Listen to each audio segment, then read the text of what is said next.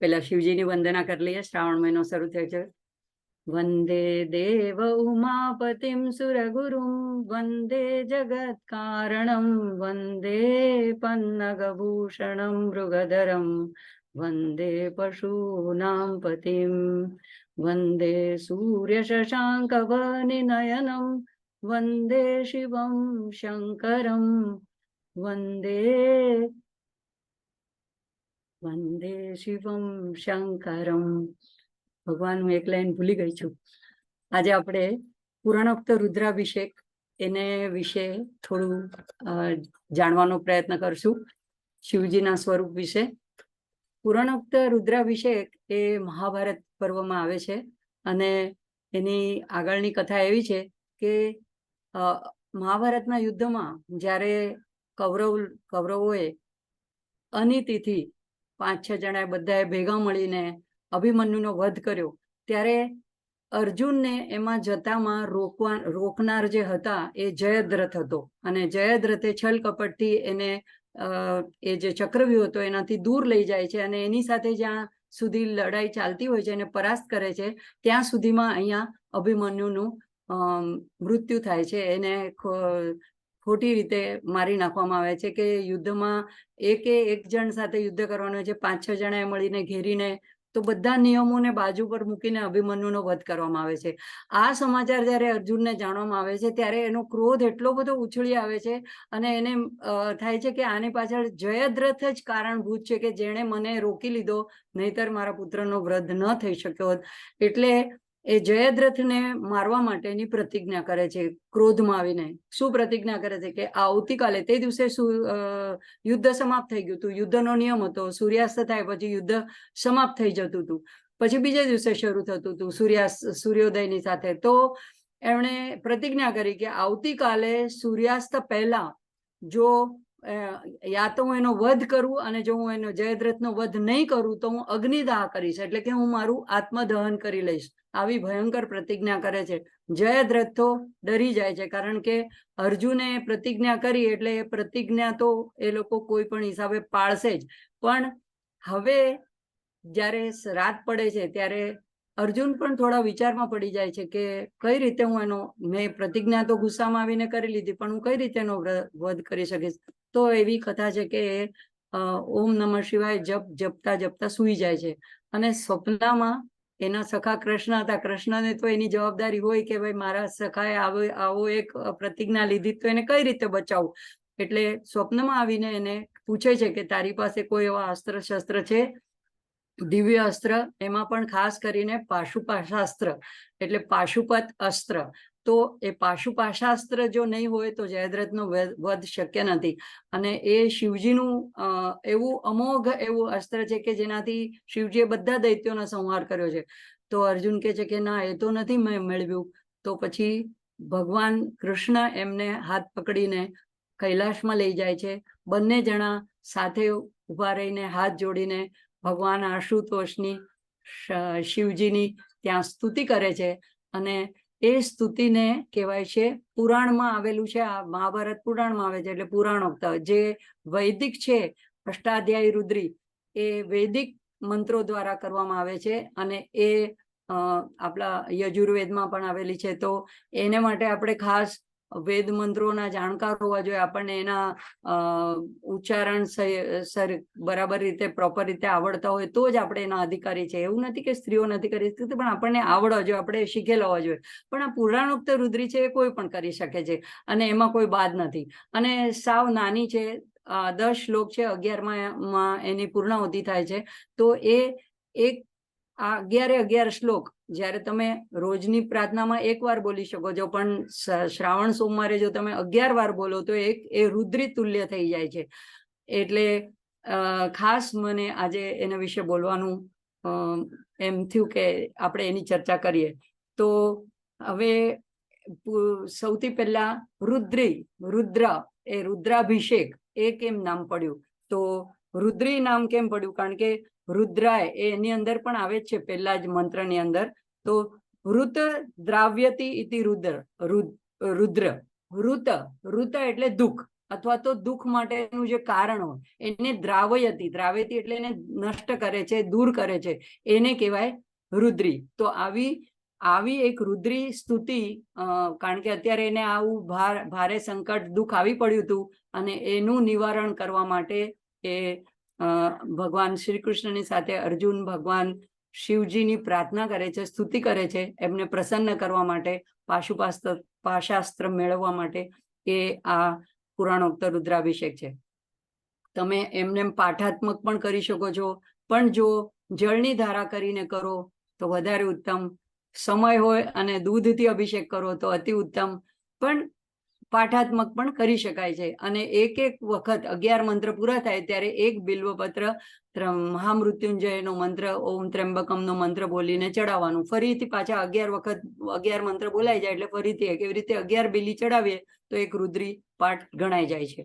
તો પહેલું આવે છે ઓમ નમો ભવાય શર્વાય રુદ્રાય વરદાય ચ પશુનામ પતયે નિત્યમ ઉગ્રાય ચ કૃપર્દિને. તો સૌથી પહેલું નામ આવે છે ઓમ.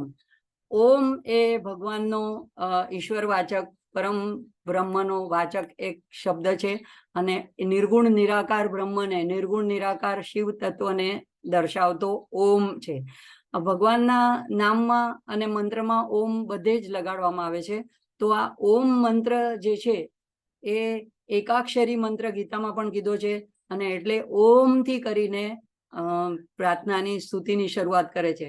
અને આ બધા મંત્રોનું એવું છે કે એમાં આપણને કદાચ અર્થ ન પણ ખબર હોય, કદાચ એકાદા શબ્દનો ભગવાનના નામનો અર્થ ખબર પણ ન હોય, પણ એ શબ્દ જ્યારે આપણે ઉચ્ચાર કરીએ છીએ તો એનો જે લય હોય છે, એની જે ધ્વનિ હોય છે, એનાથી, એ ધ્વનિના તરંગોથી, એટલે કે એના વાઇબ્રેશનથી જે આપણા શરીરના ઉર્જા કેન્દ્રો પર અસર પડે છે, એનું વધારે મહત્વ છે.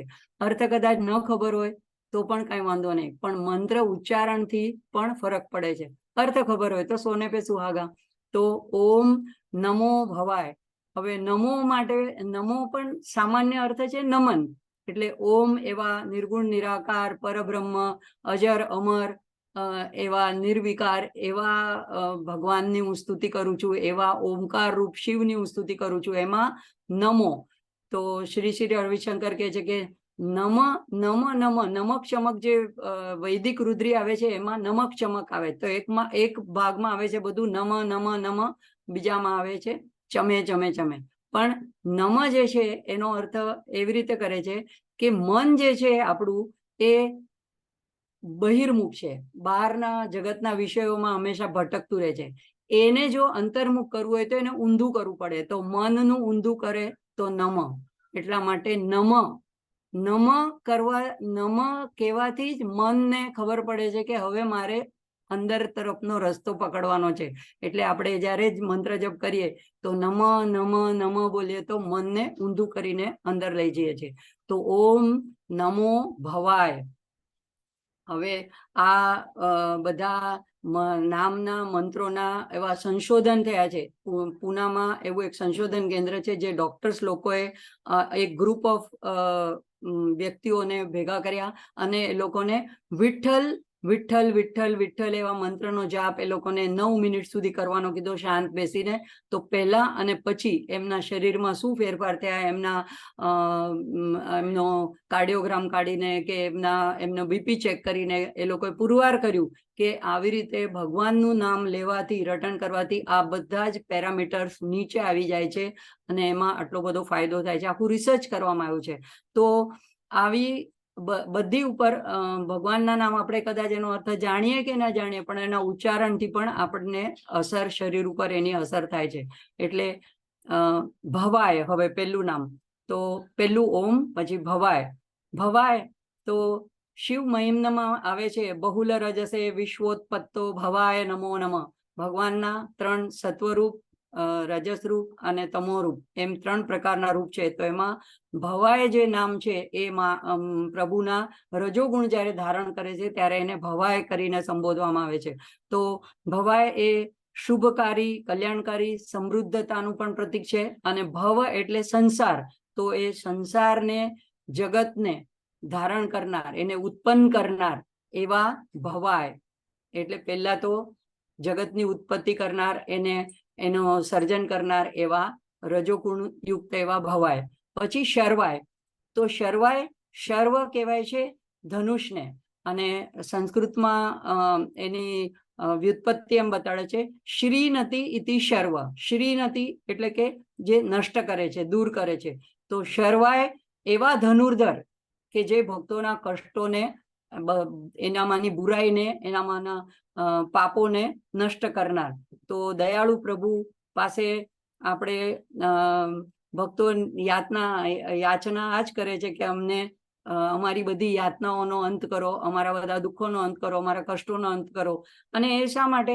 કે જ્યારે પાપોથી મુક્ત થઈએ, પવિત્ર થઈએ, શાંત થઈએ, ત્યારે જ આપણે ઈશ્વર સાથે એકરૂપ થઈ શકીએ. એટલા માટે શર્વાય. કારણ કે શર્વનામ નમો શર્વાય એ વૈદિક રુદ્રીમાં પણ શર્વાય શર્વાય આવ્યા કરે છે. તો એ પવિત્ર અને શુદ્ધ કરવા માટે. તો ભવાયને ભજતા ભજતા પછી શર્વાય રૂપ થઈ જાય છે ભગવાન. એટલે કે હવે શર્વાય પછી આવે છે રુદ્રાય. તો રુદ્રાય આગળ આપણે જોઈએ એમ કે રુત એટલે કે દુઃખને દૂર કરનાર, દુઃખના કારણને દૂર કરનાર એવા રુદ્રાય. અને રુદ્ર એટલે પ્રચંડ ભયંકર. તો આપ સર્વશક્તિમાન છો, આપ એવા પ્રચંડ ભયંકર છો, રૌદ્ર રૂપ ધારણ કરીને પણ આતતાઈઓનો, દુષ્ટોનો સંહાર કરો છો, એ લોકોનો વધ કરો છો. તો એવા રુદ્રાયને હું પ્રાર્થના કરું છું. વરદાય ચ. તો એક શિવલિંગ જે છે એમાં પણ બંનેની આપણે સાથે પૂજા કરીએ છીએ. શિવ અને શક્તિ એ બંને એકરૂપ છે. આપણે લલિતા સહસ્ત્રનામમાં પણ જોયું, ખડગમાલામાં પણ જોયું, લલિતા સ્તોત્ર પંચકમમાં પણ જોયું. શિવ અને શક્તિ એકરૂપ છે. તો શિવ અને શક્તિ અર્ધનારીશ્વર જેમ કહેવાય. તો એને એક કોઈ બીજું નાનું નથી. એટલે શિવજીને પાપ દૂર કરવા માટેની પ્રાર્થના છે રુદ્રાયમાં, શર્વાયમાં. તો માં આપણને જીવનના પડકારોનો સામનો કરવાની શક્તિ આપે છે. એટલે એક બાજુથી આપણને શક્તિ પણ પ્રાપ્ત થાય છે, અને એક બાજુથી આપણા પાપ અને કષ્ટ પણ દૂર થાય છે. હવે શસ્ત્ર અસ્ત્ર મેળવવા છે તો વરદાન તો જરૂરી છે. એટલે એને જે વરદાન માગવું છે એને માટે ભગવાનને એનું નામ યાદ કરાવે છે કે ભગવાન તમે તો વરદાય છો, વર આપનારા છો. અને આપ એવા ભોળા છો કે દૈત્યોને પણ વરદાન આપી દો છો, કદાચ જોયા વિચાર્યા વગર પણ વરદાન આપી દો છો. તો હું તો તમારો ભક્ત છું, તો મને પણ વરદાન આપવા યોગ્ય છું. તો એટલા માટે આ નામથી સંબોધન કરે છે, વરદાય છે. પછી કે છે પશુનામ પતયે. પશુનામ પતયે અજ્ઞાની જનને બધાને શાસ્ત્રમાં પશુ કહેવામાં આવે છે. પશુ એટલે ખાલી એનિમલ્સ નહીં, આપણે બધા પશુમાં જ આવીએ છીએ. જ્યાં સુધી આપણે આપણા ખરા સ્વરૂપને જાણતા નથી કે આપણી અંદર જ ચૈતન્ય રૂપે શિવજી છે, આપણી અંદર જ કુંડલિની રૂપે શક્તિ છે, બધું આપણી અંદર જ સમાય છે. એટલે આપણે એમના જ અંશ છીએ. આ જ્યારે આપણે આપણા સ્વરૂપને જાણતા નથી, અથવા તો શાબ્દિક રીતે જાણીએ છીએ પણ અનુભવમાં નથી આવતું, આપણે આપણી જાતને અનુભવ કરીને એમ નથી કહેતા કે હું જ શિવ છું. એવું કહેનારા શંકરાચાર્ય હતા. એ નર્વાણાષ્ટકમાં શું કહે છે કે મનોબુદ્ધિ અહંકાર ચિત્તાની નાહમ. હું મન નથી, બુદ્ધિ નથી, ચિત્ત નથી, અહંકાર નથી. ન ચ શ્રોત્ર જીવે ન ચ ઘ્રાણ નેત્રે ન વાક પાણી પાદો ન ચોપસ્થપાયું ચિદાનંદ રૂપો શિવોહમ શિવોહમ. એટલે હું કોઈ જ્ઞાનેન્દ્રિય નથી, હું કોઈ કર્મેન્દ્રિય નથી, પણ હું તો ચિદાનંદ, ચિત્ત સ્વરૂપ, જ્ઞાન સ્વરૂપ, આનંદ સ્વરૂપ છું, અને હું શિવરૂપ છું. તો એમ જે એને પોતે આ સ્તોત્રમાં કીધું, અષ્ટકમાં, એવી આપણી અનુભૂતિ થાય તો આપણે પશુ ન કહેવાય. પણ ત્યાં સુધી આપણે બધા પણ પશુમાં જ આપણી ગણતરી છે. તો એવા બધા પશુઓના નાથ એટલે પશુપતિ. તો પશુનામ પતયે એવા પશુના પતિને, સ્વામીને, નિત્યમ નિત્ય સનાતન. ભગવાન શિવ આદિ અનાદિ છે, અજન્મા છે, શાશ્વત છે. તો કાળના પણ કાળ, મહાકાળ છે, અજર અમર છે, મૃત્યુથી પરે છે, મહામૃત્યુંજય છે. તો એવા અર્જુનને મૃત્યુનો ભય લાગ્યો છે, એટલે માટે પ્રાર્થના કરે છે કે તમે નિત્યમ છો. ઉગ્રાય, ઉગ્રાય ભયાનક, ક્રોધથી ભરેલા, વિકટ, તેજ એકદમ. તો એવા ઉગ્ર સ્વરૂપ છો. પણ એ કોને માટે છે? તો દુષ્ટો માટે. પણ ભગવાન પોતાના ભક્તો માટે તો આશુતોષ છે. તો ઉગ્રાય છે કપર્દીને. કપર્દી જટાને કહેવાય છે, જટા જૂટ વાળા. અને 11 રુદ્રો માનું પણ એક નામ છે. તો આમ પહેલા શ્લોકની અંદર 9 નામ આવે છે. ઓમ પહેલું નામ, ભવાય, શર્વાય, રુદ્રાય, વરદાય, પશુનામ પતે, નિત્યમ, ઉગ્રાય, કપર્દિને.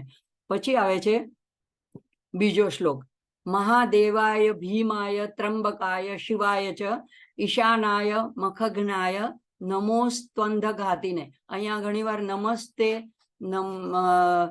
મખઘાતિને એવું પણ પ્રચલનમાં છે, પણ એ બંને એક જ જેવા અર્થ થાય છે. તો અહીંયા નમોસ્તુ અંધક ઘાતિને, અંધક એક દૈત્ય હતો, તો એ વધારે એપ્રોપ્રિએટ છે.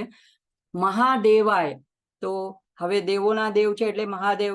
જો કૃષ્ણ ભગવાન તો હતા જ એની પાસે, એના સખા રૂપે એની પાસે, તો કેમ કૃષ્ણ ભગવાને એમ ન કીધું કે હું તને જ કોઈ અસ્ત્ર શસ્ત્ર આપી દઉં છું, પણ કેમ એને હાથ પકડીને મહાદેવ પાસે લઈ ગયા?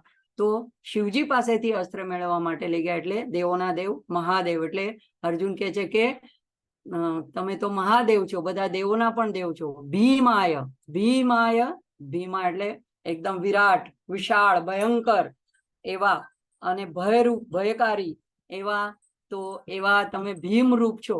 એટલે ભીમરૂપી મહારુદ્રા એવું કરીને મરાઠીમાં સ્તોત્ર પણ છે હનુમાનજી માટેનું. હનુમાનજી પણ એક શિવજીના રુદ્ર છે, રુદ્રાવતાર છે. તો ભીમાય, ત્રંબકાય, ત્રંબકાય, ત્રંબકાય, ત્રંબક આમ ત્રિનેત્ર વાળાને ત્રંબક કહેવાય છે. મહામૃત્યુંજય મંત્રમાં આવે છે, ઓમ ત્ર્યંબકમ યજામહે. હું એવા ત્ર્યંબકને, એવા ત્રિનેત્ર વાળા ભગવાનને ભજું છું. યજામહે, એની યજન કરું છું. સુગંધિમ પુષ્ટિવર્ધનમ, એ સુગંધી એટલે સદગુણો આપનારા છે, અને મારામાં પુષ્ટિનું પણ વર્ધન કરનારા છે, એટલે મારું પાલન કરનારા છે, મારું રક્ષણ કરનારા છે. પણ ઉર્વા રૂકમીવ બંધનાત, મને ઉર્વા, ઉર્વા એટલે કાકડી કે કકુંબર કે એવું, કે કોળું કે એવું જે વેલા ઉપર ઉગનારું એવું ફળ, કે જે જ્યારે આખું પાકી જાય ત્યારે સહજ રીતે એનું ડૂટ્યું અલગ થઈ જાય, અને એ વેલામાંથી છૂટું પડી જાય છે, એકદમ સરળતાથી, શાંતિથી છૂટું પડી જાય છે. તો એમ કે છે એના જેવું, ઈવ ઉર્વા રૂકમીવ, એ જેવી રીતે રૂકમીવ છૂટું પડી જાય છે, બંધનાથ એ પોતાના વેલાના બંધનમાંથી છૂટું પડી જાય છે, એવી જ રીતે મને મૃત્યુના બંધનમાંથી છોડાવી દેજો. પણ અમૃતમાંથી નહીં. મૃત્યોર મુક્ષ્યમામૃતાત, પણ ના અમૃતાત, ન અમૃતમાંથી મને છૂટા નહીં કરતા. એટલે કે મને આ સંસાર રૂપી મૃત્યુના બંધનમાંથી છોડાવજો, જેથી હું મોક્ષને પામી શકું. તો એનો અહીંયા ભાવાર્થ લેવાનો છે કે એટલા માટે ત્ર્યંબક કરીને બોલાવે છે ભગવાનને, ત્ર્યંબકાય. તો અને મને એવી રીતે મોક્ષ પ્રાપ્ત કરવા માટેની આ પ્રાર્થના છે કે તમારામાં સમાવી લેજો, પરમપદ આપી દેજો. શિવાય ચ, શિવાય એટલે શિવ એટલે કલ્યાણકારી.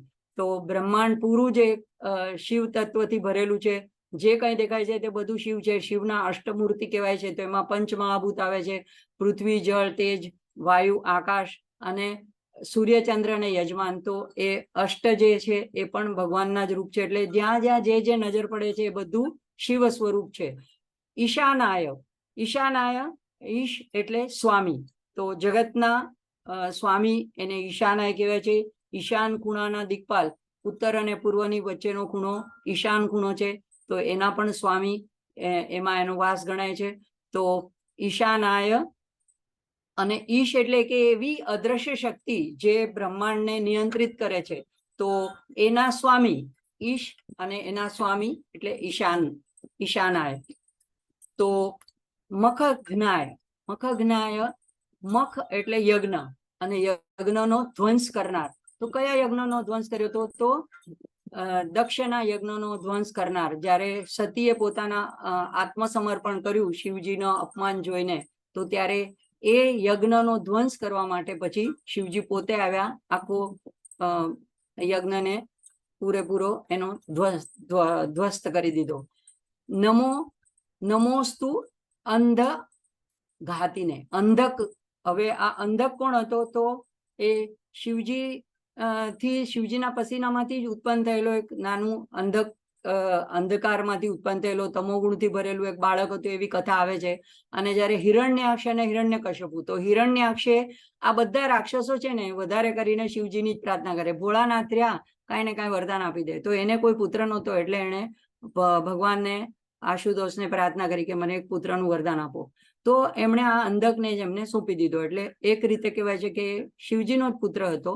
પણ પછી પેલો તો હિરણ્યાક્ષ તો ખુશ થઈને લઈને વયો ગયો, અને ત્યાં એ રાક્ષસોના પરિસરમાં, એ લોકોના માહોલમાં, ત્યાં એ લોકોની વચ્ચે મોટો થયો, અને એ પણ મોટો શિવ ભક્ત હતો. એને પણ ઘણી સ્તુતિ કરી છે શિવની, અને બધા ઘણા વરદાનો મેળવ્યા છે શિવજી પાસેથી. એને ઘણા હાથ, ઘણા બાહુ, ઘણા નેત્ર, એવી રીતના એવું બધું એનું ભયંકર સ્વરૂપ પણ હતું. અને પછી એને એટલી ત્રાહિમામ મચાવી દીધી કે બધા સ્વર્ગના દેવતાઓને પણ ત્રાસ આપવા માંડ્યો. ત્યાં સુધી તો ઠીક છે, બધા કાંઈ બોલી શકે એમ હતા નહીં, કારણ કે શિવજીનું વરદાન હતું એને. પણ પછી એને ખૂબ સુંદરમાં સુંદર સ્ત્રી સાથે લગ્ન કરવાનો વિચાર કર્યો. તો એને ખબર પડી કે પાર્વતી એ સૌથી સુંદર સ્ત્રી છે, એટલે ગૌરી આપણે કહીએ છીએ, ત્રિપુર સુંદરી. તો એના જેવી કોઈ સુંદર છે નહીં, એટલે એ તો કૈલાસ ઉપર પાર્વતીને પ્રાપ્ત કરવા માટે, એનું અપહરણ કરવા માટે ગયો. અને આ વાતથી પાર્વતીમાં ગુસ્સે થઈ ગયા, અને પછી શિવજીના હાથે એનો વધ થાય છે.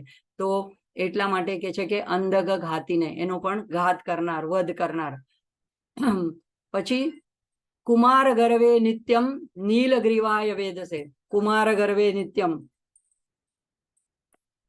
કુમાર ગર્વે, એક કુમાર એટલે સ્કંદને, એમના કાર્તિકેયને પણ કુમાર કહેવામાં આવે છે.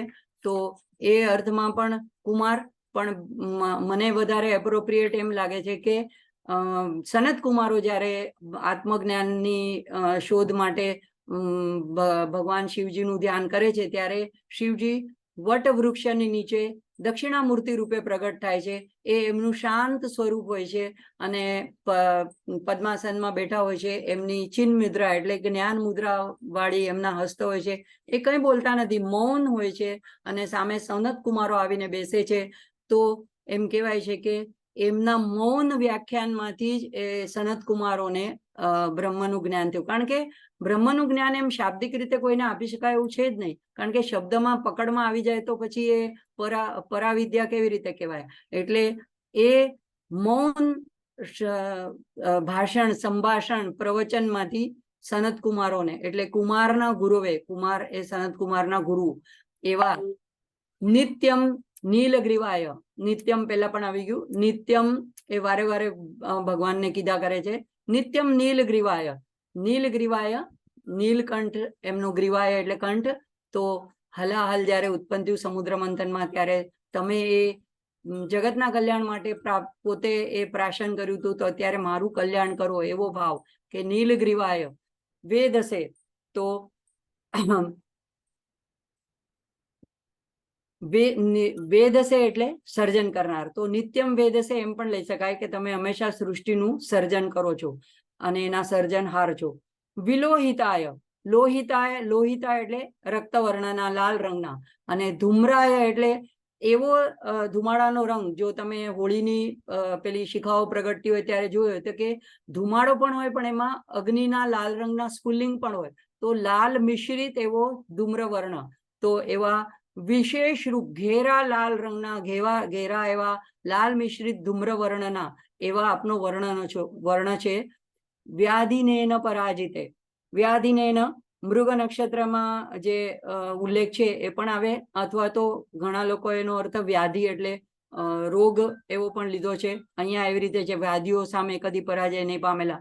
મને થોડો ઉચિત નથી લાગતો, પણ જે બ્રહ્માજીએ પોતાની પુત્રી પર નજર બગાડતા જ્યારે એનો પીછો કરે છે, ત્યારે ભગવાન જે તીર છોડે છે, તો એ મૃગ નક્ષત્રમાં જોઈ શકો છો તમે આકાશમાં. તો એ ત્યારે શિકારી રૂપે, એટલે વ્યાધિને અપરાજિતે. અપરાજિતે એવા શિવ ક્યારે પણ પરાજિત થતા નથી. બીજા દેવો હજી પણ પરાજિત થાય, અને દેવતાઓ બધા દોડીને દૈત્યોથી પરાજય પામે, ત્યારે ભગવાન શિવની શરણમાં આવે છે, પણ શિવ કોઈનાથી પરાજિત થતા નથી. તો વ્યાધિને પરાજિતે. પછી આગળ જોશું, અચિંત્યાંબિકા ભર્ત્રે. નહીં, નિત્યમ નીલ શિખંડાય, આ રહી ગયું. નિત્યમ નીલ શિખંડાય. નીલ શિખંડાય, શિખંડાય એ વાળની જટાને પણ કહેવાય છે, શિખાઓને પણ કહેવાય છે. એટલે એવા નીલ શિખંડાય. અહીંયા કંઠ કીધું છે, પણ એ કંઠ માટે નથી વપરાતો, જટા માટે, વાળ માટે, કેશ માટે વપરાય છે. કારણ કે આગળ તો નીલગ્રીવાય આવી ગયું, તો નીલ રંગના એવી વાળ ઘણા તમે ચિત્રોમાં જોયું છે, ભગવાનને એવા બ્લુ કલરના એવા વાળ જટાવાળા એવા ચિત્રિત કરવામાં આવે છે. તો એવા નિત્યમ નીલ શિખંડાય, શિખંડી એ મયુરપંખીને પણ શિખંડી શબ્દ સંસ્કૃતમાં વપરાય છે, એટલે એના જેવો મોરપીંછના કલરનો જેવો એવો નીલો રંગ. શૂલીને ત્રિશૂળ ધારી. ત્રિશૂળ જે છે એ એના 3 પાંખડા હોય છે, એક વચ્ચેનું સીધું હોય છે, બીજા 2 વક્ર હોય છે. ત્રિશૂળ બધાએ જોયેલું જ છે, ભગવાનના મંદિરમાં હોય છે. એ એક રીતે પ્રતીક છે. તો એમાં ઘણા અર્થ સમાયેલા છે. એક તો કહેવાય છે સીધો અર્થ એમ છે કે ત્રિવિધ તાપ, આદિ ભૌતિક, આદિ દૈવિક, આધ્યાત્મિક. તો આ ત્રણેય તાપને દૂર કરનાર. કોને કહેવાય આધ્યાત્મિક તાપ? આપણને લાગે કે આધ્યાત્મિક એટલે કંઈક સ્પિરિચ્યુઅલ.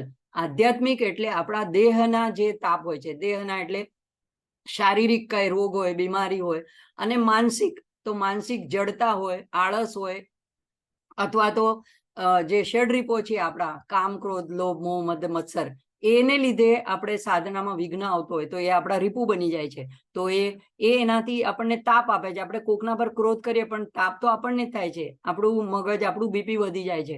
તો આ આધ્યાત્મિક તાપ કહેવાય છે. એ તાપ માંથી ભગવાનનું આ ત્રિશૂળ આપણને બચાવે છે. બીજું આવે છે આદિ ભૌતિક. ભૌતિક એટલે આપણે રસ્તામાં ચાલીને જતા હોય ને અચાનક જ સામેથી આપણે વાંક ન હોય પણ કોઈક આવીને આપણને હડફેટમાં લઈ લે, આપણને અકસ્માત થઈ જાય, તો અથવા તો કંઈક જીવ જંતુ, કોઈ પ્રાણી આવીને આપણા પર હુમલો કરે, અથવા તો મચ્છર જ કરડી જાય અને આપણને કંઈક બીમારી આવી જાય. તો આ બધી વસ્તુ જે છે ભૌતિક, એ આપણા કંટ્રોલની બહારની છે. તો એ આદિ ભૌતિક એ પણ આપણને તાપ આપે છે. પછી જે આદિ દૈવિક. દૈવિક એટલે કુદરતી આફત. તો પૂર આવી જાય, ભૂકંપ આવી જાય, કઈ મકાન ધસી પડે, કોઈ પણ એવી આપત્તિ આવી જાય કે જે આપણા હાથની બહાર છે, આપણે એમાં કઈ કરી નથી શકતા, તો એ આદિ દૈવિક. તો આ ત્રણેય પ્રકારના તાપથી આ ભગવાનનું ત્રિશૂળ આપણને રક્ષા કરે છે. બીજું કહેવાય છે કે એનો બીજો મર્મ એવો કહેવાય છે કે 3 પ્રકારની શક્તિ આ ત્રિશૂળમાં રહેલી છે ભગવાનની. ઈચ્છા શક્તિ, જ્ઞાન શક્તિ, ક્રિયા શક્તિ. એ ત્રણેયનો સમન્વય કરીને ભગવાન જગતનું પાલન કરે છે, રક્ષણ કરે છે, સંહાર પણ કરે છે. પછી એક માનવ શરીરની અંદર પણ આ ત્રિશૂળનો સંબંધ છે કે આપણી અંદર જે ભગવાન, આપણે કહીએ છીએ કુંડલીની રૂપે, માં ત્રિપુર સુંદરી કુંડલીની રૂપે છે. તો અહીંયા ત્રિશૂળ કયા અર્થમાં છે? તો એક ભાવાર્થ એવો પણ છે કે ઈડા અને પિંગળા જે છે એ સુષુમ્નાની આજુબાજુ વીંટળાયેલી છે, વળાંક વાળેલી છે, એટલે એ બંને બાજુના પાંખડા છે, અને સુષુમ્ના સીધી છે. તો આ જે 3 નાડી છે એ પણ ત્રિશૂળની 3 પાંખ જેવી છે. તો એ પણ એનું ત્રિશૂળ આ 3 નાડીઓનું પણ પ્રતિનિધિત્વ કરે છે, એનું પણ સૂચક કરે છે. તો ત્રિનેત્રાય વ્યાધાય ચ સુરેતસે. વ્યાધાય એટલે કે શિકારી. તો તમે કયા પ્રકારના શિકારી છો? તો અમારો પાપ રૂપી જે મૃગ છે એને હણનાર તમે શિકારી છો. અને સુરેતસે સુંદર વીર્યવાળા, અગ્નિરૂપ વીર્યવાળા, હિરણ્ય રેતસ એટલે ખૂબ પરાક્રમી એવા રેતવાળા, એવા વીર્યવાળા. અચિંત્યાંબિકા ભર્ત્રે સર્વદેવ સ્તુતાય ચ વૃષભધ્વજાય મુંડાય જટીને બ્રહ્મચારિણે. અચિંત્ય. અચિંત્ય એટલે અમે તમારું આટલું બધું હું તમને વર્ણન કરું છું ભગવાન, પણ મારા ચિંતનમાં તમારું સ્વરૂપ આવી શકે એમ નથી, કારણ કે તમે મન, બુદ્ધિ, ચિત્ત બધાથી પરે છો, એટલે હું ચિંતન કરી શકું એમ નથી. એટલે આપણે જયારે ચિંતન નથી કરી શકતા ત્યારે આપણે નામ સ્મરણ કરીએ છીએ. ભગવાનને આપણે એમ કહીએ છીએ કે તમારું જેવું સ્વરૂપ છે, યાદ્રશોષી મહાદેવ તાદ્રશાય નમો નમઃ. મને ખબર નથી કે તમે કેવા છો. યાદ્રશોષી મહાદેવ તાદ્રશાય નમો નમઃ. જેવી રીતે ગજેન્દ્ર મોક્ષ વખતે ગજેન્દ્રએ શું કીધું? તમે જેવા પણ દેવ છો, હું જાણતો નથી, એને મારા વંદન છે. એવી રીતે આપણે ભગવાનને જાણી લીધો એવો દાવો ન કરી શકીએ. એટલે અહીંયા કહે છે કે અચિંત્યાય. પછી અંબિકા ભર્ત્રે. આમાં પણ મને એક ગમત દેખાય છે કે જો બધા ભગવાનની અંદર તમે જોજો, શ્રી રામ, શ્રી કૃષ્ણ, તો એમાં શ્રી આગળ લગાડવામાં આવે છે. પણ શ્રી શંકર, શ્રી મહાદેવ એવું ક્યારેય નથી લખવામાં આવતું. તો એમાં કહેવામાં આવે, એક એવો ભાવ છે કે વિષ્ણુના જેટલા અવતાર થયા એમાં એની સાથે એની શ્રી એટલે લક્ષ્મી એની સાથે અવતાર લે છે. જેમ કે એમ પણ કહેવાય છે કે વારા અવતારમાં વારાહી રૂપે, બધા જ અવતારમાં રામની સાથે સીતા રૂપે, વિઠ્ઠલની સાથે રૂક્ષ્મિણી રૂપે, કૃષ્ણની સાથે પણ રૂક્મિણી રૂપે, એવી રીતે બધા અવતારમાં, વિષ્ણુના અવતારમાં લક્ષ્મી પણ સાથે સાથે એમની સહચારિણી રૂપે અવતાર લે છે. પણ શંકર ભગવાનમાં આપણે જોયું એમ અર્ધનારીશ્વર એની અંદર જ અર્ધાંગીની રૂપે જ છે, એટલે એમાં આગળથી પાછું વધારાનું શ્રી લગાડાતું નથી.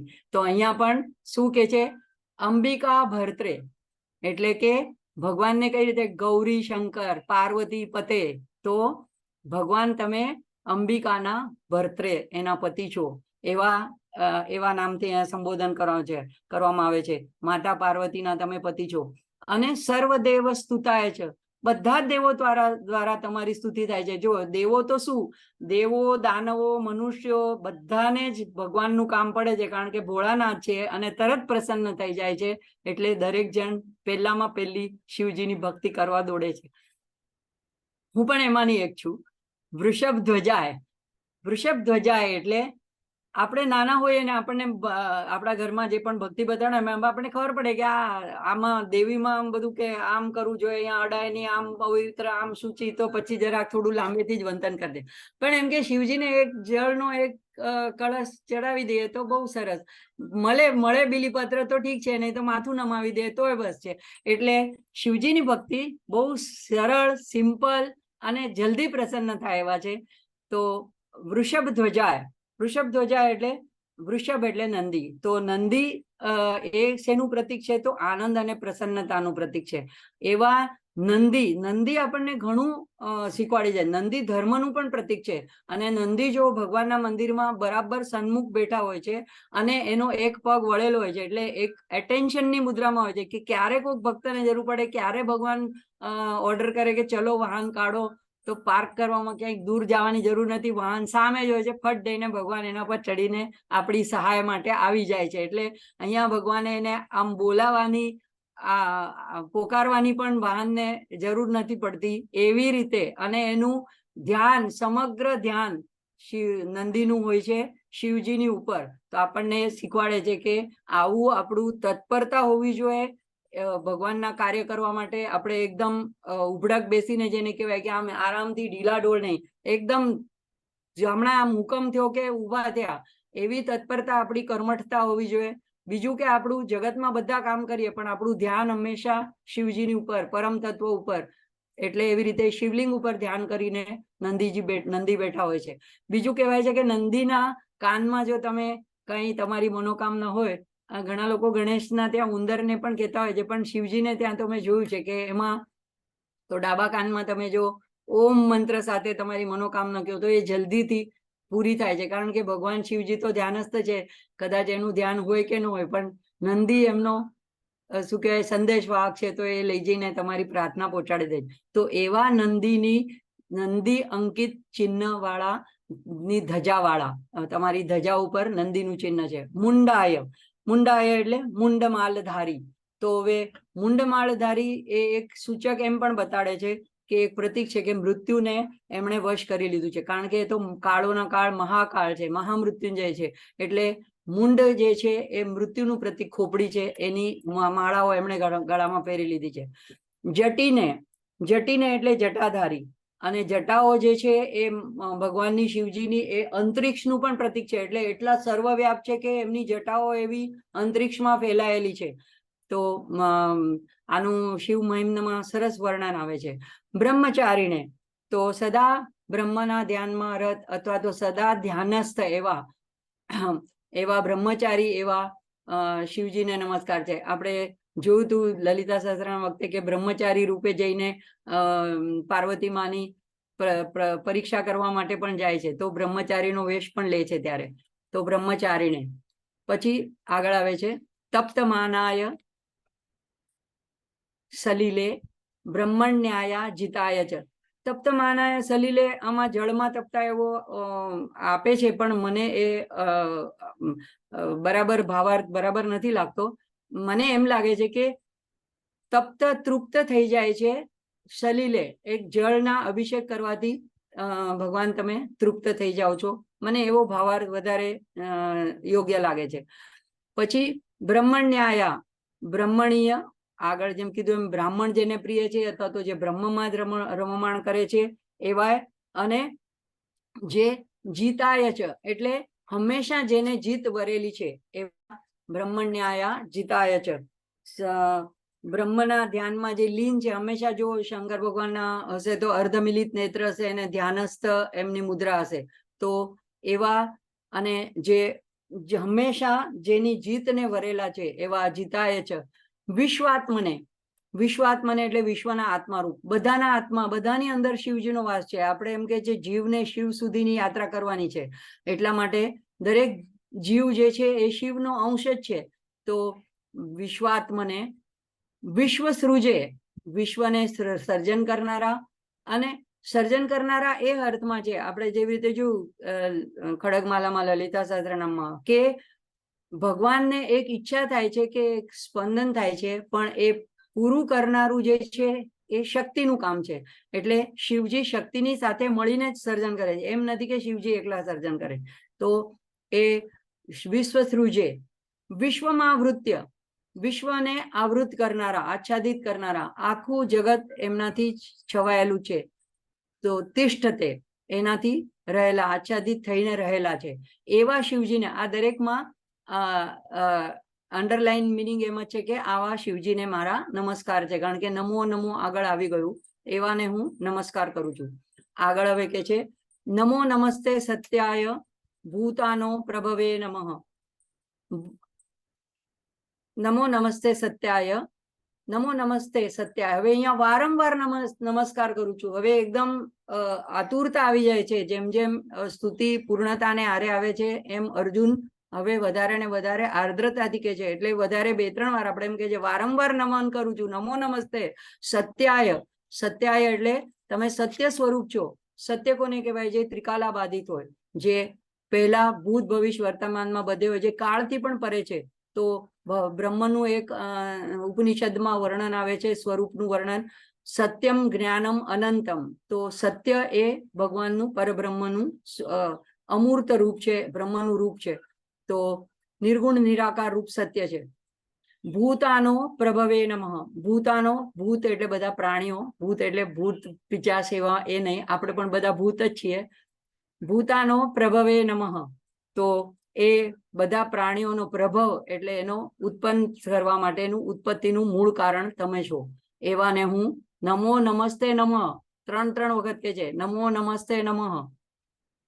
પંચવક્ત્ર, એક જણે મને પૂછ્યું હતું કે આ 3 વખત કેમ નમો નમઃ નમઃ એમ, કે ઓમ શાંતિ શાંતિ શાંતિ એમ 3 વખત કેમ આવે છે? મને એમ લાગે છે કે 3 પ્રકારે, શરીરથી, મનથી, વાચાથી, કાયાથી, એટલે કાયા વાચા મનસા, 3 રીતે હું તમને વંદન કરું છું. એમ નહીં કે ખાલી બોલીને વંદન કરું છું, ખરેખર મારું મન પણ તમારા શરણે છે, મારી કાયા, મારી વાચા, બધું હું તમને બધી રીતે તમને નમન કરું. તો એને માટે ઘણીવાર આવી રીતે ત્રિવાર કરવામાં આવે છે. અને કોઈ વસ્તુને દ્રઢતાથી બતાડવા માટે પણ ત્રિવાર, તો 3 વાર કરે છે. આપણે રાષ્ટ્રગીતમાં બોલે છે ત્યારે પણ જય હે જય હે જય હે, તો જય જય જય જય હે, તો 3 વાર કહેવાથી દ્રઢ થઈ જાય છે વસ્તુ. ભૂતાનો પ્રભવ. પંચવક્ત્ર, હવે પંચવક્ત્ર જે છે તો ભગવાનના 5 મુખ, આપણે ખડગમાલામાં પણ જોયું, 5 મુખ, 4 દિશામાં 4 અને એક ઉર્ધ્વ દિશામાં. તો પૂર્વમાં જે મુખ છે એને તત્પુરુષ કહેવાય છે. એ સૃષ્ટિ સર્જન કરવાનું કામ, એને સૃષ્ટિરૂપ કહેવાય છે. અને એનો પીત વર્ણ એવું શાસ્ત્રમાં દર્શાવવામાં આવે છે. દક્ષિણ દિશામાં છે એ અઘોર, આ બધા એમના નામ છે, તત્પુરુષાય, અઘોરાય, સદ્યો જાતાય, વામદેવાય, ઈશાનાય. તો આ એક એક દિશાના પંચવક્ત્રના એક એક નામ છે.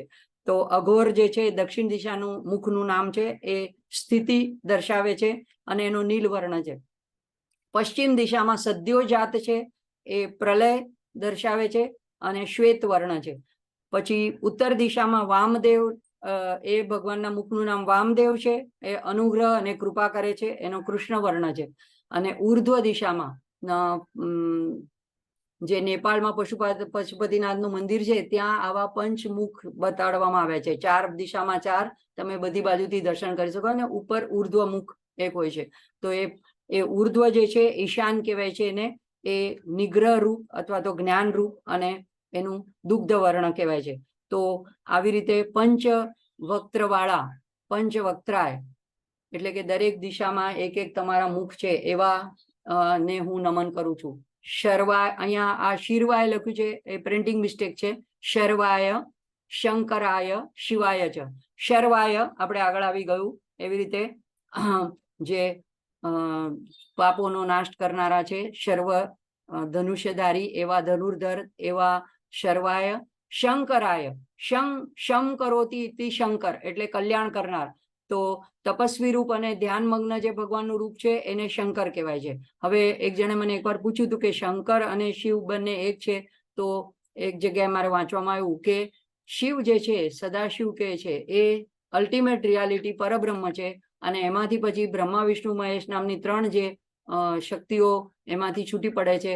અને માં જેને ક્રિયાશક્તિ, ઈચ્છા શક્તિ, જ્ઞાન શક્તિ રૂપે 3 કાર્યો સોંપે છે, એ કાર્યમાં જે છે રુદ્ર, એને શંકર કહેવામાં આવે છે. તો એ શંકર એટલા માટે અલગથી કીધું છે. અને પછી શિવાય એટલે શિવાય શિવ અલ્ટિમેટ છે અને શંકર એનામાંથી આવેલી વિભૂતિ છે. તો શર્વાય શંકરાય શિવાય ચ. શિવાય શિવ મંગલકારી, શુભકારી, કલ્યાણ સ્વરૂપ છે. આગળ પણ આવી ગયું. પછી એક જગ્યાએ એનો અર્થ એવો પણ આપ્યો છે કે જે બ્રહ્માંડના રચયિતા છે એને પણ શિવાય કહેવાય છે. અને શિ એટલે પાપોનો નાશ કરનાર અને વ એટલે દેનાર, દાતા. તો એ દાતા પણ છે અને પાપોનો નાશ કરનારા પણ છે, બ્રહ્માંડનું સર્જન કરનારા પણ છે, રચયિતા પણ છે, એટલે શિવાય. તો નમો નમસ્તે સત્યાય ભૂતાનો પ્રભવે નમઃ પંચવક્ત્રાય શર્વાય, અહીંયા શિરવાય છે, ખોટું છે, શર્વાય શંકરાય શિવાય ચ. આગળ જોશું. નમોસ્તુ વાચસ્પતયે. નમો અસ્તુ વાચસ્પતયે. વાચસ્પતયે વાણીના, વાચાના પતિને. એટલે અહીંયા ઇનડાયરેક્ટલી આઈમ બીજ જે આપણે જોયું સરસ્વતી દેવીનું, એ પણ ત્રિગુણાત્મિકા રૂપ જ્યારે થાય છે શક્તિ, ત્યારે સરસ્વતી રૂપ ધારણ કરે છે. તો એના વાચાના પતયે, એના વાચસ્પતયે, વાચાના પતિ, એના વાણીના પતિ. તો વાચસ્પતયે. પ્રજાનામ પતયે નમઃ. પ્રજા એટલે આપણે બધી એમની પ્રજા છીએ. તો એ બધા પ્રજાઓના પતિ, પ્રજાનામ પતયે નમઃ. હવે દરેક રીતે નમન નમન નમન કે છે. નમો વિશ્વસ્ય પતયે.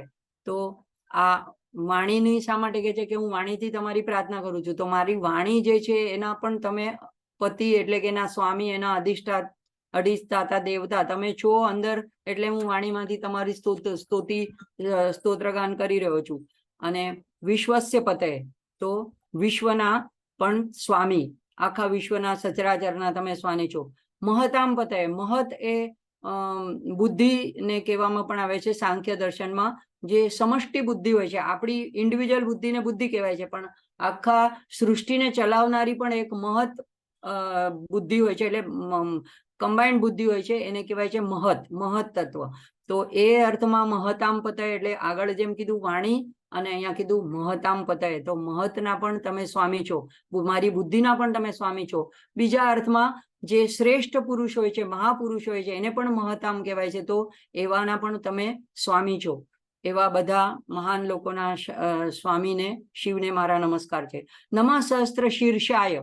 સહસ્ત્ર શીર્ષાય સહસ્ત્રભુજ મન્વયે. તો આ જે પુરુષ સૂક્તમાં ભગવાનનું વર્ણન કરવામાં આવે છે, તો એ વિષ્ણુનું હોય કે શિવનું હોય, એ સહસ્ત્ર જે શબ્દ છે એ અનંતના રૂપમાં છે. સહસ્ત્ર એટલે 1000 એમ જ નહીં.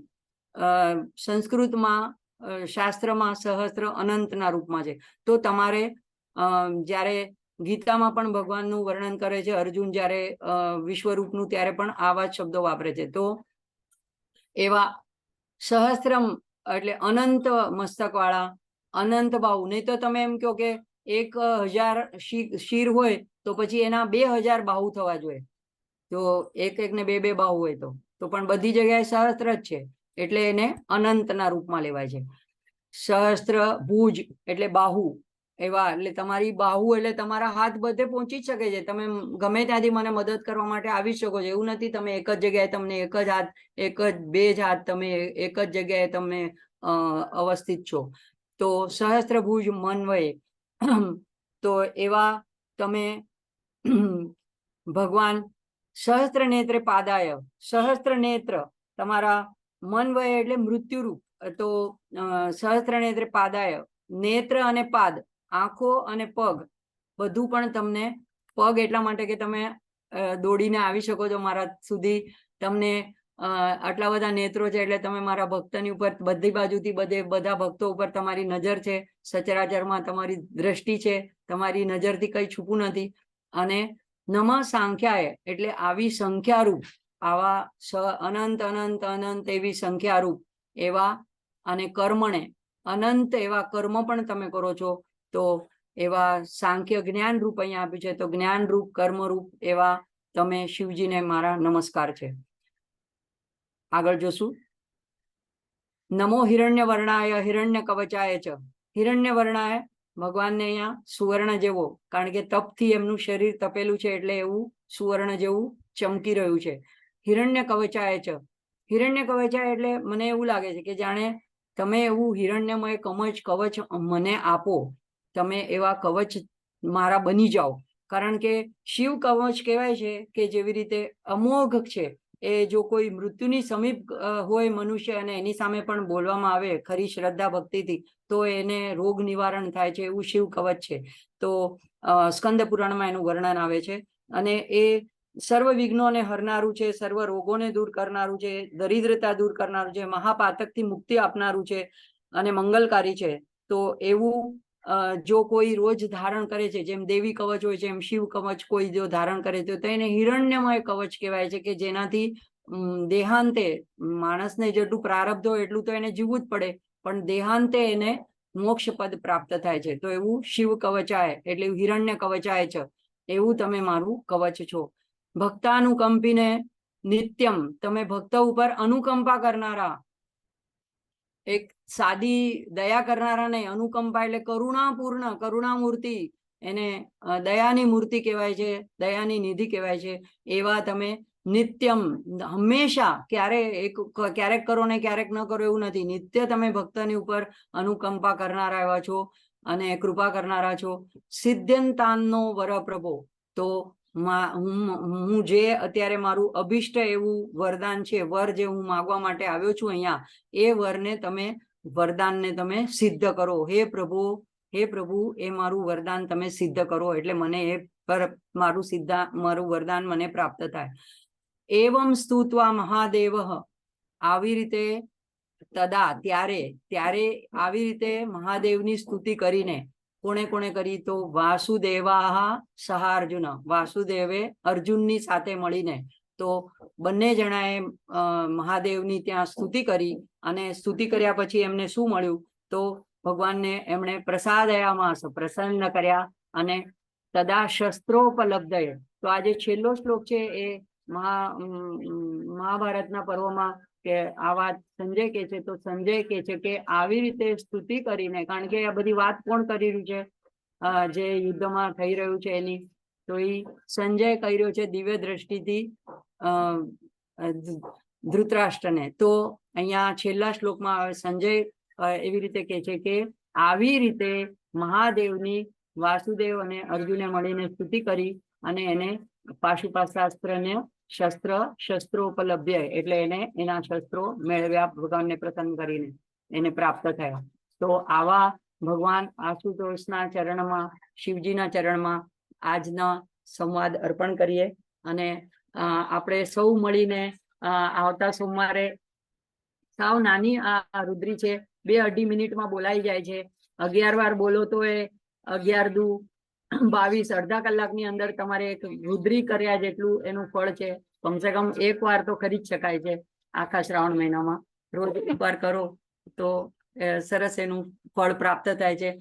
હું હંમેશા કરું છું, અને એટલે મને એનો અનુભવ છે, એટલે હું એટલું કહું છું કે બધા જરૂર કરો.